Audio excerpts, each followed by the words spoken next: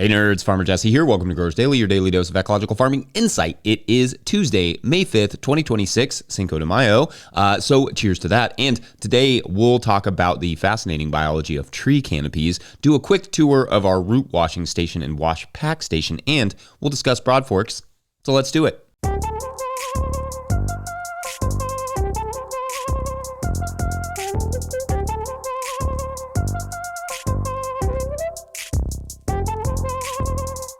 All right, everyone, welcome to Tilth Tuesday, your weekly reminder that you can get living soil compost and potting mixes from the bona fide nerds over there at Tilth Soil. Check out Nathan on the Composter Podcast, Season 4, Episode 3, or head to tilthsoil.com to learn more. I hope everyone is having an excellent start to your weeks. And again, shouts to everyone enjoying their Cinco de Mayo today. I have a very sore shoulder for some reason from who knows what yesterday. Soccer coaching, probably. I don't know how I hurt my shoulder in soccer coaching, but it's possible. And that will dramatically slow down today's harvest, which should be fun. We've got a decent size harvest to do today with loads of lettuce involved per usual. That's kind of what we do. Lettuce pretty quickly becomes the job of the summer for us, starting seeds, planting, cutting, washing, packing, delivering, repeating, but it pays the bills well. And to be honest, I still rather enjoy cutting and growing lettuce even after all these years. And we'll have some carrots and beets and all those good things mixed in there. As usual, let us know what you all are up to. Upload, in fact, a 20-second farm video clip to a Dropbox or Drive if you want and share it with farmer Mike at no-tillgrowers.com. Loves seeing those and sharing those here. From large gardens to backyards, it's very fun to see it. All right, so as is typically the case on Tuesdays, I've got some random thing banging around in my brain that I think would be fun to discuss this week. That thing is tree canopies. I mentioned this last Monday where I was listening to a Radio Lab episode on the subject of tree canopies, and I became transfixed by this idea of all the biology that exists in trees, like in the canopy itself. And it's way more than, at least than I thought, but maybe more than you think. Obviously, go and listen to that episode. It's they pour tens of thousands of dollars into each of those episodes, and it shows, in which, again, we will link in the show notes. But I've been, thumbing through some of the articles and research just to get an idea of what all biology we're talking about, because there's obvious stuff that lives in trees like monkeys and birds and etc. But there are thousands and thousands of plants and thousands of mosses, and you have ants and bugs and even salamanders, frogs, all the things, according to Arbornaut, a person who studies tree canopies. Anyway, according to Arbornaut Margaret Lohman, quote, forest canopies are home to an estimated 50% of terrestrial biodiversity, but remain relatively unexplored until just 4 decades ago. Arbonauts, I just can't get over that. When kids grow up wanting to be arbonauts, I think that's when we know what, things are going to be all right. Anyway, I don't know how accurate that is, around 50% of terrestrial biodiversity fact, or what it would mean to continue losing forests at rates that we're losing them currently, especially things like the Amazon, which are wildly important to global and local climates. And I've said this before, but the way the Amazon works is that the trees and the life inside of the canopies to some extent are expelling water into the air, which condenses into rain that comes back down to keep everything watered in the thin, poor soils that they have there. Hence rainforest. But you don't have to get rid of, every last tree in those forests, or any forest really, for the whole thing to come crashing down. You just have to get rid of enough trees to throw the balance off of evapotranspiration condensing into rainfall, and voila, you rapidly get a desert. And it's not as many trees as you might think that would cause that tipping point. Originally, estimates believed it would be around 40% of the forest being removed, which for a forest like the Amazon that would cover almost the entire continental US, like truly like 85% of it, that's a lot. That would cause the atmospheric river to dry up, but more recent estimates put it as low as 20% deforestation to hit that tipping point, which some say is where we are now, or at least close to it. And increasingly, there are signs that we have maybe even crossed that tipping point. It's bad for the climate, for Brazil, obviously, in South America, and for the massive amount of biodiversity that we will lose in those tree canopies. Just massive. Anyway, I do think it helps us to be thinking about the importance of tree canopies from a biological perspective, and to be able to, appreciate everything else that tree canopies do for us. They help cool our planet, give us oxygen, clean our air and water, and give the birds shelter who eat our pests and mosquitoes. I think for me, like it probably was for many scientists before the advent of arbonauts, the tree canopies were just not that interesting. Like I admired them. They're very pretty. I hadn't really thought about how much life they maintain, like what an ecosystem it is. No one really thought about them very much. But in an old growth tree canopy, you can find inches of soil buried in crevices, animals that never touch the ground like ever in their lives, bugs, bats, birds, fungi, mosses, frogs, toads, other plants. You can find roots from the tree itself buried in the soil in its limbs for when it needs to, get some nutrients to get it through a drought. Yeah, like the tree is putting roots into its canopy to get nutrients. There are multiple fish that live up there and that can climb trees. You probably need that one again. There are multiple fish that can climb into the trees and stay there for some time when they need to. The mangrove killfish, for instance, the climbing perch, the snakehead fish, and so on. Yeah, very, very fascinating stuff. Anyway, I think as soil nerds, we look down a lot, like we look at the ground. We look deep inside at that down, in fact, with microscopes and soil tests. But what we don't do is spend enough time looking up and appreciating the forest canopies and all the magic they hold and all the benefits they bring, all the life, all the potential, all the breath. So anyway, hug a tree today. Thank a forest and let us know what are your favorite forest canopy factoids. And you can't say arbonauts because I called it. Let us know. And otherwise, in the next segment, we're going to go see me in the field, or well, near the field, the wash pack. Anyway, that'll make sense soon. BRB. Hi, my name is John. I live in Edmonton, Alberta, Canada, in Zone 2A. Got hit with a bunch of snow. Daytime highs won't go above zero for the next 3 days. I've got a high tunnel I built. Everything here I planted surviving: broccoli, peas, lettuce, cabbage, carrots. Use these heating cables when it gets cold at night to keep it warm in here. It's kept it above zero even when it's been -9 Celsius. Today's episode is brought to you by Grown By.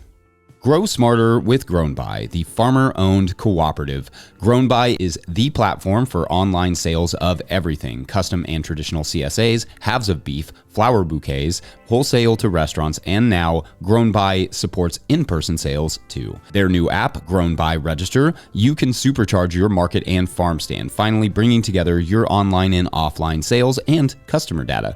Grown By is proud to make local food accessible by processing SNAP benefits online and in person right within the app. Grown By helps you put your best food forward. Schedule a demo at coop.grownby.com/no-till. That's coop.grownby.com/no-till. All right, back to the show. A quick, loving reminder that if you, the listener or viewer, are enjoying this podcast, getting even a small amount of value from it, consider supporting our work over at patreon.com/no-till-growers. I will try to get to questions from everywhere that questions come in, but I will always get to your Patreon questions now. Today's Patreon question comes to us from Patreon member Henry Vasili, who asks, quote, "Is there a video of other workstations? Great work and book. Blessings," end quote. And so great question. I'm not sure specifically which original workstation you were referring to, but for this one, I think we should go to our correspondent in the field, me, and show you the area around our carrot/root washing station and the wash pack area. Now, if you are listening via podcast, I do try in this little clip to make it as interesting as possible, but if you need to skip ahead, I literally will never find out. So anyway, out to me. Hey, if you're listening on podcast form, I'm doing a video from the field. That's why it sounds a little different. And also, I am standing in front of our root washing station. As you can see, it is also our bin washing station if you're watching on YouTube. The thing with this station, this setup, is that when we're doing root vegetables, carrots, and that sort of stuff, we basically just pile them high up here on this left-hand side. Right here in the middle that you can't really see the pedal, but this is our pedal washer, so I'm washing. So I'm pushing down the pedal, spraying stuff off, rinsing it here, and then all that stuff gets packed up on that side, and then it goes into our wash pack station, which is over here. So, couple things about this. With washing the bins, I'll wash them here by hand, I'll flip them over, let them dry, and then I'll stack them on top of each other over there. Obviously, anybody who's ever stacked bins on top of one another know that that is the greatest force in all of nature, is two wet bins or two wet buckets stuck together. So make sure they're fully dry, and then we stack them over there to just kind of sit, and then that's where I will come through. You can see my knives over here. I'll grab a harvest knife, I'll grab a bin, and I'll go out to the field, and then I'll come back, wash my harvest knife off, take the bin in there or wash it here, and then it sits right here in front of us, and then we'll stack them up here and then rewash them. A couple other things about this.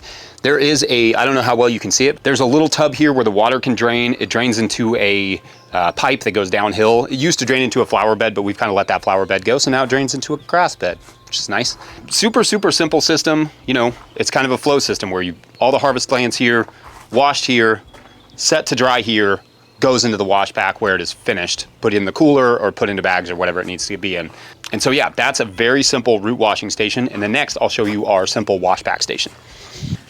All right, so now once stuff comes in, it comes in the door, it gets lined up here, and then we also have a stainless steel table on the other side, like in the middle of the room. So it comes in, stainless steel table right in front of the door. So we'll line up the produce here, and then fill up these these 3 wash bins, or this 3-bay sink.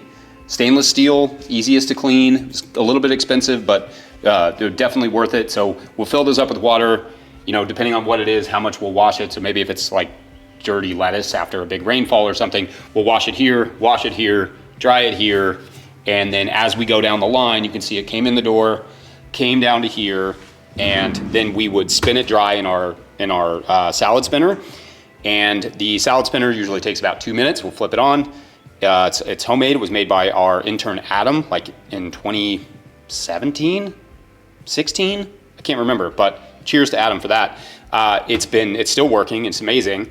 One obligatory note on these salad spinners is that if you build your own, make sure to make one with a cover, because you don't want to get like clothing or something stuck in here. This is definitely not the safest. So you want to build one that you can put a cover down right before you spin it. Also, you want to cover, because if you put like head lettuces or something in there and then you spin it, it will shoot those head lettuces out at you sometimes, and that is, although mildly amusing, not super safe. And then, as you can see, it keeps flowing down here, ends up here at the pack table where we have a scale. We'll pack everything here. All of our bags and stuff are right here, so we'll take all of our bags, pack it up into a bin that goes into the cooler.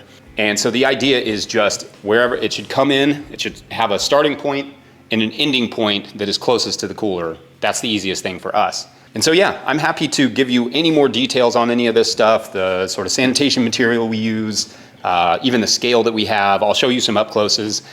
But yeah, the general idea is just make it easy to flow from the beginning all the way to the end, where it ends in your cooler.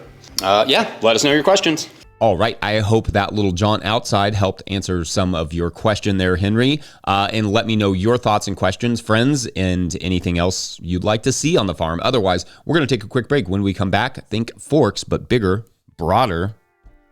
Be right back. Today's episode is brought to you by Good Agriculture. If the season is picking up and the pile of receipts is starting to grow, you're not alone. Good Agriculture handles farm bookkeeping so you can stay ahead of the mess before it piles up. They keep your books organized each month, help you understand what's coming in and what's going out, and show you where your farm stands so you can make better business decisions throughout the season. If you're behind, they'll help get everything caught up. They also help farmers find funding and stay ahead of grant deadlines. You run the farm, they help the business. Learn more at goodagriculture.com/info. That's goodagriculture.com/info. Today's episode is also brought to you by BCS America. If you're practicing no-till or low-till farming, you know that heavy equipment is often the enemy of your soil structure. That's where BCS two-wheeled tractors come in. Built for small farms, market gardens, and regenerative growers, BCS tractors give you the power to manage beds efficiently without unnecessary compaction. For the low and no-till grower, there are 2 attachments that change the game. The BCS Power Harrow stirs only the top inch or 2 of soil to incorporate soil amendments and create a perfect seedbed without soil inversion or pulling up weed seeds. And when it's time to terminate cover crops, that flail mower shreds organic matter into a beautiful, nutrient-rich mulch right on top of the bed. To find your local dealer and see the full lineup of attachments designed for the way you farm, head to bcsamerica.com. That's bcsamerica.com. All right, back to the show.